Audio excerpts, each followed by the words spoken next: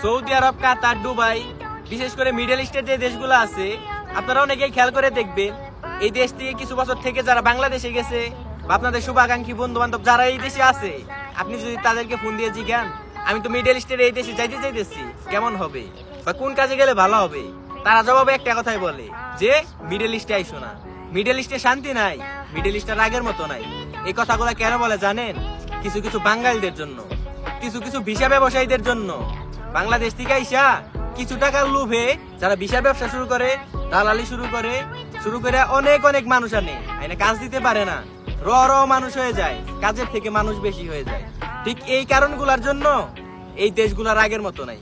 আপনি খেয়াল করে দেখবেন, যারা বিদেশে আছেন তারা আমার কথাগুলো বুঝবেন।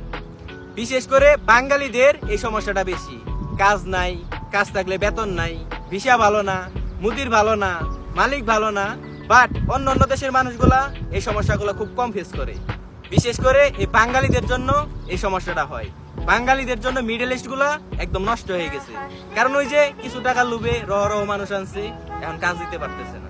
তবুও কিন্তু মানুষ আসা বন্ধ হচ্ছে না, মানুষ কিন্তু আসতেছে। যেখানে 2 লাখ টাকা লাগে মিডল ইস্টে আসতে, সৌদি আরবে আসতে লাগে 2 লাখ টাকা, সেইখানে 4 লাখ 5 লাখ দেওয়াইতেছে।